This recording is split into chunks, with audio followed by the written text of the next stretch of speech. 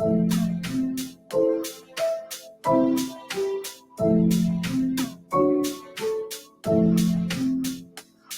a ride, we can see the planets in the sky.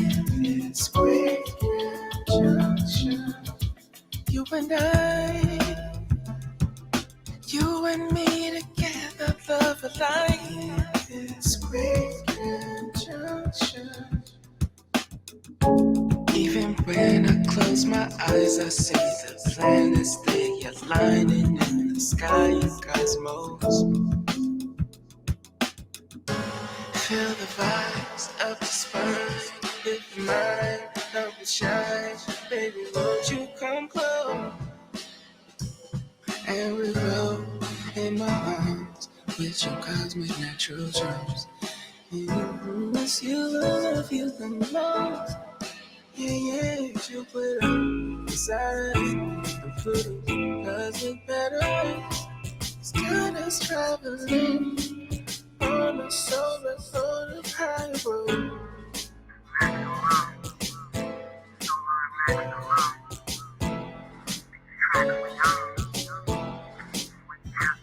Look alive, I can see the vision in the eye. It's great junction. You and me together, love alive. It's great junction. We've arrived. You can do the numbers, little line. It's great junction. On a ride, we can see the planets in the sky. It's great junction. You see, the Dogon people say that when Jupiter aligns with Saturn, the configuration will be that the furthest away planet, Pluto, will serve as a stargate. And then through the stargate, many beings and our mother and all the rest of them will come through. So now let us continue on our discourse. You see, the blue one colors coming through Pluto, the stargate. Can you see? This is what is happening right now.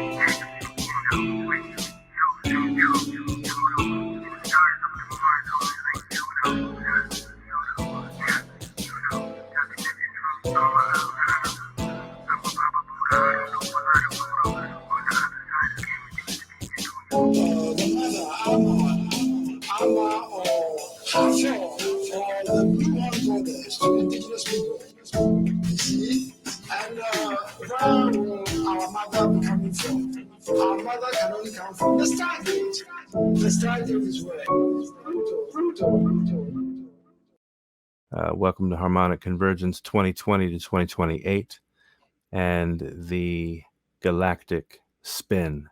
My name is Makua Ray. It's an honor to get a chance to present to you some information, some inspiration concerning natural time, concerning the synthesis and harmonization across all timelines in this incredible transition that we are navigating together.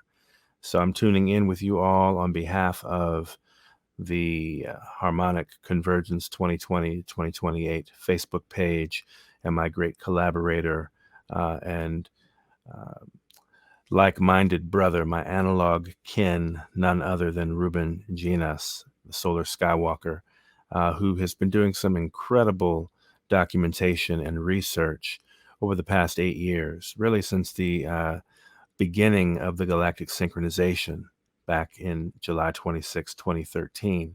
And for those of you who have been following his work, you know and understand well that he has journeyed deep and wide into the knowledge base related to nature's timing and the purpose of number.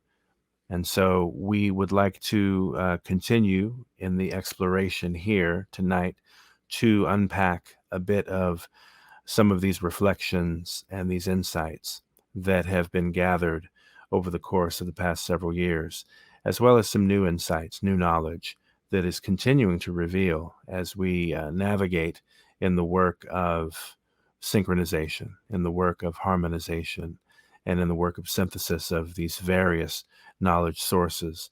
And as we do look at these things, we begin to understand there's a similitude, there's a simultaneity, there's a universality of language, particularly as it relates to number, and also these calendar systems. One thing we've come to appreciate is that even with the desynchronousness of the Gregorian calendar, for example, in the divine order of number, everything is ultimately synchronized with each other. Everyone is ultimately in this synchronous experience together. And that does include how we work to redeem and reconcile the incongruencies presented, even forced upon us through the Gregorian calendar. But we're at a time now in our knowledge base and in the recollection of our collective memory where we have more knowledge, we have more information, we have the ability to self-reflect and to also trust ourselves, to trust our intuition, and to truly follow the guidance that speaks from within our hearts, to help us distinguish and discern as we all cross these thresholds and these choice points in our collective and individual journeys in this thing we call life. So what I would like to do is I would like to actually bring some attention to the work of Ruben Genus, as I mentioned earlier, who's been pointing out some very important factors of timing. I'm going to pull up some visuals here to share a bit as we make this journey together, and to invite in the recognition, this space we call the galactic spin, because in truth, we're all in the galactic spin. That's the 260-day cycle of the harmonic module, the calendar known as the Zolkin. And in this graphic here, you can see in the layout and in the layers, you can see the 52 shaded days of the 260-day cycle, as well as the Hunab-Ku spiral in the center. What we're beginning to recognize is that time is spiraling in a way, and we're navigating these timelines along the spiral. We'll elaborate more on specifically what we mean by that in future broadcasts. However, suffice it to say that everything in nature is traveling and journeying along these pathways, these spiral patterns and pathways. If we have the fourth dimensional tools to perceive our third dimensional reality, then we are able to make sense, make greater sense of the process we're traveling through. We're helping make things that have heretofore been unconscious, we're making them conscious. We're bringing them to the fore of our consciousness so that we can examine them, so that we can together make keen observations and recognitions as it relates to these tools. So the symbol you see here really reflects the beauty of the fact that we are traveling through space, we're evolving through time, and we're navigating this fractal, spiraling timeline. It's a living, breathing experience as well. And within it holds balance. Balance is held, balance in the cosmos. And by elucidating this information, we hope to share with people who are also making the consciousness shift themselves. Really, we're hoping to equip people with some navigational tools to help you on the journey. As you can see here in the bottom of the image, you see the dates 9/1/2021. And as of yesterday, the 1st of September, it is the red magnetic dragon in the Zolkin calendar. It's day 1 of a new 260-day cycle, making today day 2. We're in the white lunar wind day, still at this time on the West Coast in the United States. And this count of 260 days goes through May 18th, 2022. So between yesterday and May 18, 2022, we are navigating the galactic spin, the full 260-day cycle. We wanted to begin to make this conscious because at this point in time, there's a beautiful synchronization between the Gregorian calendar and natural time, and that being every day of this month of September is in alignment with the first 30 days of the Tzolk'in count. So meaning September 1st through September 30th align with day 1 through day 30 of the Tzolk'in count, which is an auspicious alignment because it does not always line up this way. But in the fact that it does, currently it allows us to ask particular questions and make particular perceptions along these timelines. For those of you who tuned into our broadcast yesterday, you know one of the things that we're very interested in making conscious now is the event we all know as 9/11, nearly 20 years ago. And actually on September 11th, in 10 days from now, at this point, we will be crossing that alignment of a 20-year span from 9/11/2001 to 9/11/2021. And we also were discussing some of the relationships on the Tzolk'in calendar in the sense of every kin is also a reflection of a generation, of a 20-year window. And so each day since basically every day, I want to say going back to the self-existing monkey day, we've been tracking a sequence of days from the self-existing monkey, knowing that it would be a 20-day window to the spectral monkey on September 11th.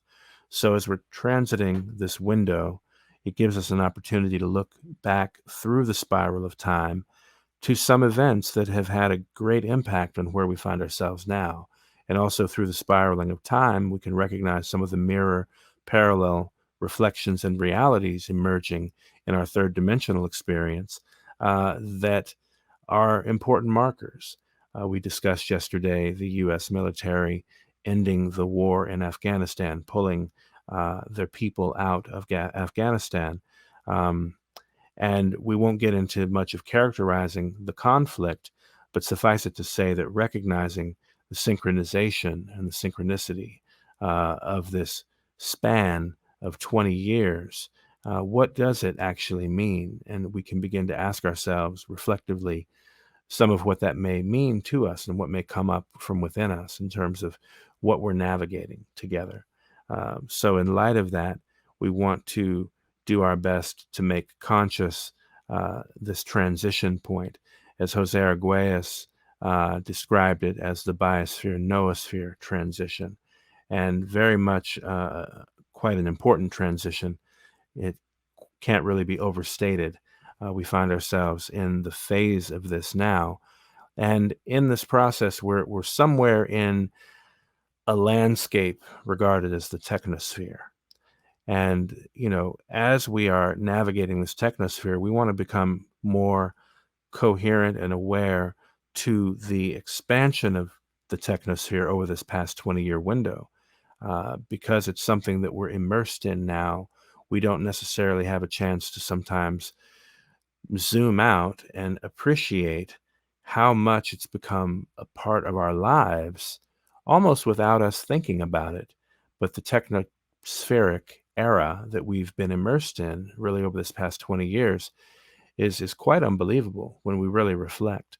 Now, obviously, there are several advantages of it, but there are many blind spots with it as well. And so by making these things conscious, we want to inspire and empower people to begin to make some coherent, clear decisions for themselves, for their families, for their future, for our collective future, because we are at quite a choice point. And I will summarize a bit of what Ruben wrote in his article on Harmonic Convergence 2020 to 2028 page, what was released earlier today, again on this white lunar wind day, kin to September 2nd, 2021. From 9/11 planetary emergency to 11/11 noospheric emergence. Quote, "It must be understood that the events of 9/11 were were so historically unprecedented, so mind-bogglingly dramatic, that they require a large lens through which to fully interpret their meaning. The law of time is such a lens. Quite simply, the destruction of the Twin Towers defines the limit of artificial time. If this is so, what can be expected following this world-shattering event? End quote. This is from Jose Arguelles' book entitled Time in the Technosphere, that was a reflection, an analysis and reflection on this unparalleled event that many of us experienced, those of us who were alive at that time 20 years ago. You know, it was an event that everybody can reflect on and remember where they were when this occurred. And as we discussed yesterday, there was a spike in the global coherence in the planetary field on that particular morning of September 11th, 2001, that showed a spike of electricity, if you will, in the magnetic field, electromagnetic field of the planet, that is correlated with our consciousness. It's correlated with our species as far as an energetic field, and with such a focus on such an altering event that would affect the entire energetic field of humanity, that there's no surprise that it would show up on such measurements as having an impact. Every year, as we approach the date September 11, the cybersphere is flooded with remembrance stories of the event that sent shockwaves across the Earth and defined a decisive breaking point in the evolutionary history of the planet and a dramatic rupture in fabric of time-space. So every time we approach this date, we have the chance to revisit these traumatic events from a higher perspective and examine them with renewed insight under the light of present-day circumstances through the fourth-dimensional lens of the synchronic order. In this way, we are able to reframe their meaning and reassess their significance during these chaotic times on Earth.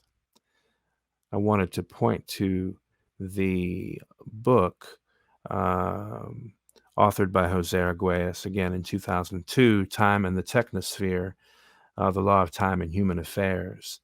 You can certainly search for the book. PDF versions are available online for you to study that, to have that in your archive. But certainly as a reference point, this book really describes in great detail and character the biosphere-noosphere transition and the catalytic trigger, in a way that the role that the technosphere necessarily plays and continues to play now. But we want to become conscious of this, because as we have these various alignments across the timelines, there are opportunities for us to make things aright.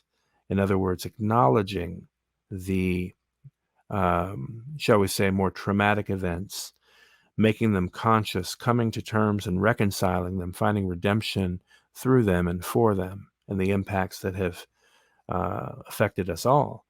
This is the opportunity presented in these things, because we want to push the pause button. What happens if we don't push the pause button is things are allowed to continue and are allowed to recreate certain time loops, that because we didn't take the opportunity to pause and to reflect and to correct, then we more blindly go along with the momentum of and the force of these recurring compounding effects, these time loops. So by thinking about it, by conversating about it, by discussing these things from the heart with coherence of the mind, we want to renew and reframe and realign ourselves on our own respective purpose, but also the purpose of our species. Because certainly it would appear that much of what is driving us is largely occurring in our blind spots, generally as a humanity. And so with that unknowingness, with that ignorance, we can say, then what we do create should really come as no surprise. However, we want to stop and ask ourselves, what do we want to create? And then what are the impediments to us actually doing that, to achieving that? So these are questions. These questions are so important for self-reflection, but also as a way to share and support each other in this transition. Because the fact of the matter is we're all in it together. So in light of that, we are looking at this window as the redemption of the 9/11 generation. Looking over this 20-year span, and particularly having a tool like time in the technosphere to aid us, it's helpful that we begin to reframe the opportunity. I think that many people experienced a disorientation after 9/11 20 years ago, and we've continued to move forward largely disoriented. And we've absolutely removed ourselves further and further out of sync and out of alignment and right relationship with the natural world, while we've also created new relationships and agreements with technology. And again, technology is a wonderful tool for us to utilize. However, much of the technology may be, a cause for concern, given that the nature of our humanity seems so out of balance. So we may be so advanced in some areas, but yet we're so less developed in others. And we want to really, again, take pause to ask ourselves some tough questions and to find our way back to right alignment with these things. So for the generation of 9/11, this last 20-year window, for those who were here in 9/11 and those who have even been born since 9/11 and have only known the technosphere, it's a really interesting moment for us now because we understand ecologically, environmentally, even mentally, psychologically, energetically, we have a lot of things that we want to get in right relationship. And again, being conscious of these things is a major first step in having the conversation and also admitting when we don't know. Because hopefully in the space of the question, what next, we will then issue an answer from creation itself, from the universe. We want to respect and honor the humility that comes from admitting we don't know. So that is a good place to begin as we continue along this journey. Let's actually ask that question, what next, together. Now, some of the options that seem to be appearing for the idea of what would step in for a what next may not necessarily be in alignment with your heart, may not be in alignment with who you are as a being. I'll certainly speak for myself. A lot of the options that seem to be emerging don't really seem like options at all. And it does seem like an uncanny orchestration in many cases for us to be further controlled and manipulated. I think that the 9/11 event itself was in many ways a control demolition of our minds, if anything, and was leveraged for various purposes, for, shall we say, magnifying the energies of fear and separation, and then promoting our nation state aggressive agendas in the name of defense and protection, or honor even, to continue the campaigns of violence and continue to feed into this reactive, vicious cycle that, again, we find ourselves in these time loops, and here we are now. So as we get the chance to really reflect and realign and reframe where we are, where we've been, and where we're going, we want to energize this idea of the redemption of the 9/11 generation and just really come to understand the synchronization underway. We have this 9/11 window, it's a very powerful window. It does herald an emergency, as we know. And at the same time, we have an emergence happening of the noosphere, of the whole mind of our planet, our planetary body, to which all humanity is connected. We're all connected. We're all contributing to this creation on Earth. And as we become conscious of the fact that we're all contributing, we can begin to um, really get into right arrangement and under new agreements with how we proceed to live and operate and have our being and be participants in something new, something that is I like the way we've been framing it as well. We'll talk about this more, but it's really the choice point between organic and inorganic, and it may sound very simplified in that sense. However, we want to really consider the organic nature, the organic technology that we are part of and that we have access to. And we also want to identify those areas of our lives where maybe we're being um, coerced or in some ways, uh, I mean, I've said manipulated. I think it's true. I think that we're being exploited for our life force energy in many cases. And we need to ask ourselves in what ways that may apply to us. And maybe it doesn't apply to you, and that's okay as well. But generally, there seems to be quite a bit of uh, effort to control and direct our human collective thinking. And that is also bringing us to this choice point of, do we choose uh, a continuing entropic, destabilizing direction, sort of a race to the bottom, or do we choose a timeline and a way of being that is actually syntropic, that is in sync with nature and the laws of nature and the reality of the laws of nature? That we may discover more of who we actually are and what purpose maybe we came here to fulfill. These are questions that are up for us right now, especially at a moment like this, where there's a broad window, this generational window, where we have an opportunity to really inquire about that purpose, the purpose in being, and also observe the beauty and the harmony inherent in nature and in number.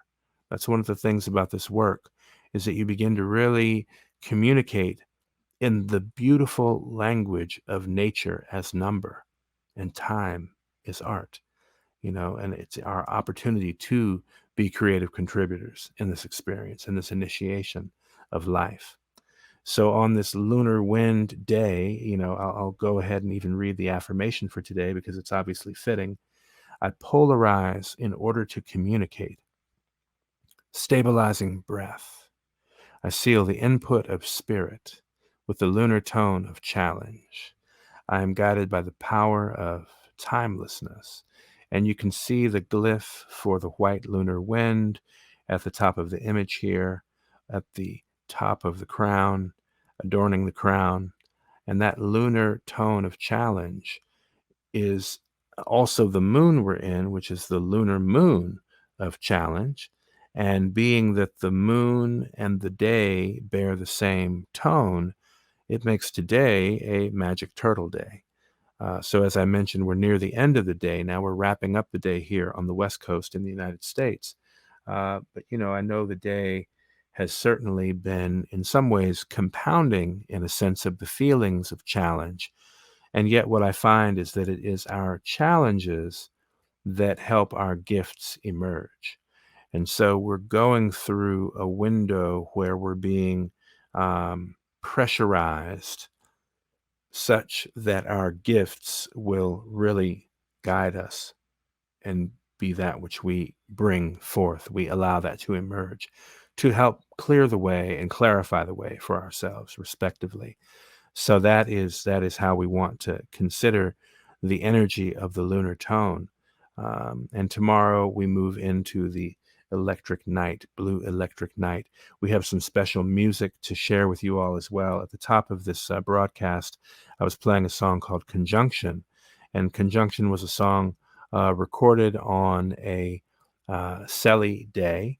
For those that understand the 7 days of the week, according to the 13 moon calendar, every day is attributed with its radioplasma, or a certain solar energy signature for that day. So you still have the 7 days of the week, as in the Gregorian calendar, except in this case, they're based around functioning energies that interact with our chakras.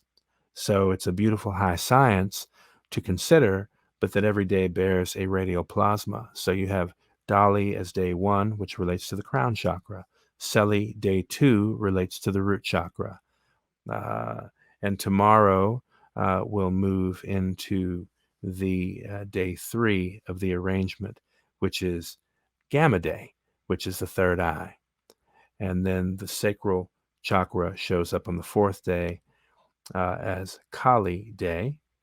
And then we have the throat chakra on day 5, Alpha Day. Limi on day 6, the solar plexus, power center. And then day 7, the heart chakra, which is Cilio. Dali, Seli, Gamma, Kali, Alpha, Limi, Cilio. These are the 7 radioplasmas that code every day of the 7-day sequence, what we call or have called the week. We refer to in the 13-moon calendar as the heptad, or the cycle of 7.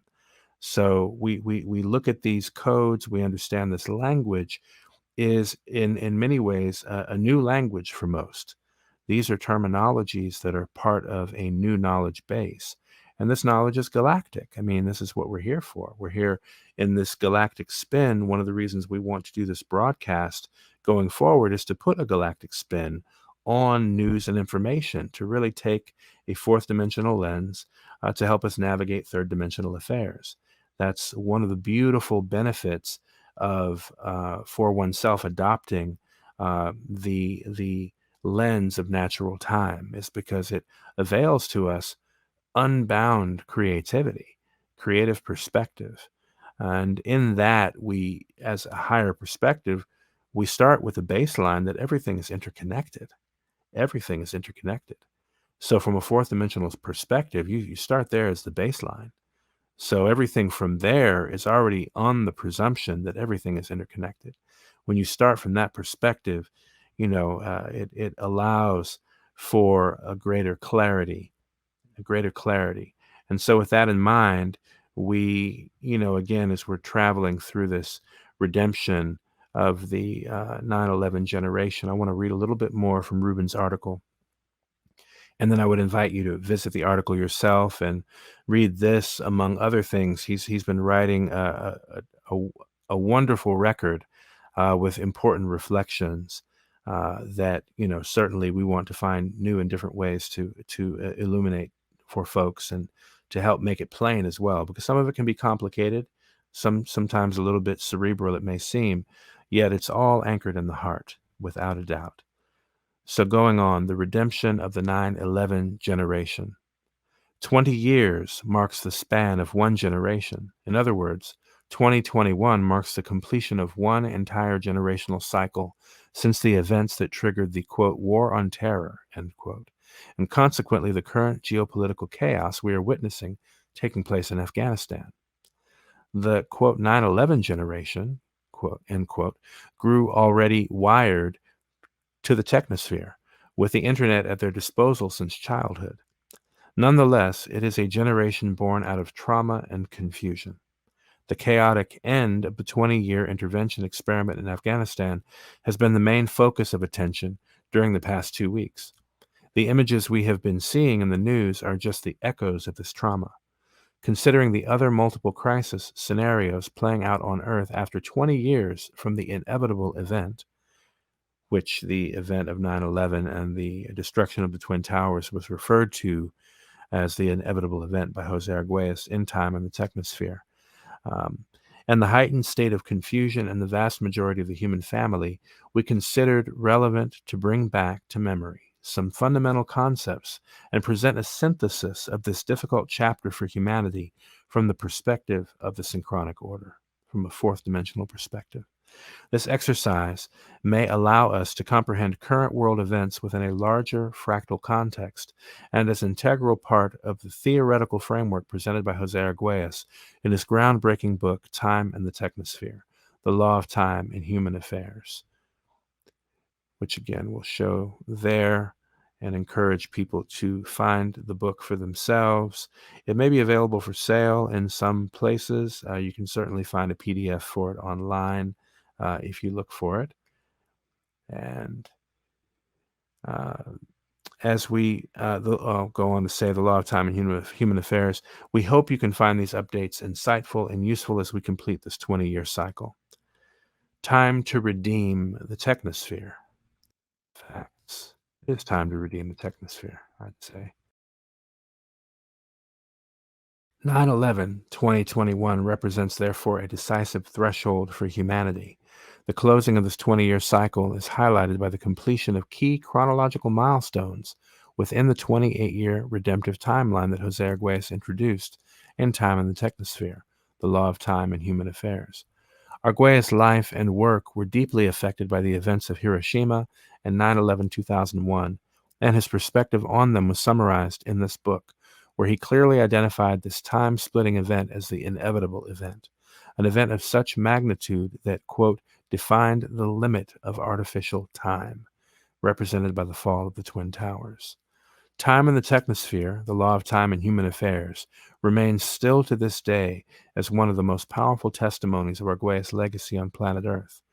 The book is unique in its genre, as it is the only one that provides both a solid theoretical framework, mind construct, as well as a different chronological framework, time construct, to approach the eschatological discourse and fully comprehend the scale and implications of the events transpiring now on Earth. Since the moment we crossed the galactic synchronization event horizon on July 26, 2013, we have been carefully tracking and documenting the unfolding of this redemptive narrative as it is being revealed over the past 8 years. With the passing of time, we have been compiling new key information that can now be cross-referenced, analyzed, and placed into a present-day reality context. This process is helping us to gain a larger historical perspective to appreciate Jose's message at this time on Earth, and is also allowing us to establish memory anchors, which are key events that can serve as past-future reference points on the timeline. Coherence, a continuous and coherent flow between these events via synchronicity. I like to call synchronicity the nature of nature itself. Balance, a balanced perspective that can help us neutralize the chaos and stabilize the mental field and the polarizing energies playing out on Earth every year during this second moon of challenge. 2, we realize, is polarization, stabilization, the second moon, the lunar moon of challenge, today being the white lunar wind. So I polarize in order to communicate. So in this way, some of these things being communicated may challenge us. It's going to challenge our preconceived notions and challenge much of what we may have taken to be the truth as it was presented to us. So the objective here is overcoming polarity. As presented in prior years, this entire moon is one of the most time-sensitive windows of the year, any year. It is at times like this when we need to be extra aware of the thought forms we entertain in our minds and the energy we are putting out in the world. Since 9/11 corresponds every year to day 20 of this second moon, and this coming 20th anniversary is synchronizing with the completion of 28 Zolkin cycles since this event. During this entire 13-day cycle of the dragon, which began yesterday with the red magnetic dragon, we will continue to explore and define in depth the meaningful archetypal patterns and synchronic connections coming to the surface of our awareness as we reach this 20-year harmonic milestone from the moment when the bubble of artificial time popped on 9/11/2001 and the illusion of the Tower of Babel archetypal construct started to collapse. So, with that, I want to invite folks to visit Harmonic Convergence 2020 to 2028 and take the time to read the rest of this report that Ruben published earlier today, because I think it is certainly worth the exploration as we look here again at this amazing graphic design, the 20-year, 28 Zolkin redemption cycle. Again, 2001, September 11th to 2021, September 11th. You have the Alpha and Omega events here as well that themselves follow a 28-year cycle. If you look at the time between the 1973 inauguration on April 4th of the Twin Towers, and then 28 years later was their destruction, September 11th, 2001. And what's interesting is if you look at the timing before then, the 28 years prior to that was the event of the atomic bomb being detonated in 1945. So it's important just to look at these timelines and the language of numbers, the meaning and indication, what numbers are indicating to us, qualitatively as well as in the sense of quantity, but certainly qualitatively. There's something being communicated. I think Ruben referred to it yesterday as the hidden harmony, evident in all things as number, the hidden harmony. And so we're very interested in exploring this inherent hidden harmony more with you as we continue to journey together. And so I want to take the moment to thank everybody for tuning in and listening to this presentation now. And again, please, if you haven't already, like and follow our page, Harmonic Convergence 2020 to 2028, which is indicating a particular timeline. We like to explore that as well. We're futurists to some degree, but certainly looking to the future along these various timelines. And we will continue to share reports like this over the next several days because we do want to engage people in an awareness-raising experiment, if you will, in making the noosphere more and more conscious and aligning ourselves in the recognition that everything is interconnected. Absolutely. Again, as I said, that's the baseline of the fourth dimension. So we will explore these ideas and themes with you in hopes that we can redeem the qualities that may have been sacrificed collectively as well as individually, energetically in our respective fields with these traumatic events. We want to help neutralize the ongoing conundrum and take a pause for the cause, that we can heal ourselves and that we can honor ourselves and honor each other, honor life. So thank you again for tuning in, and I look forward to being with you all in a future broadcast. Thanks for staying tuned and tuning in to the Galactic Spin. Peace.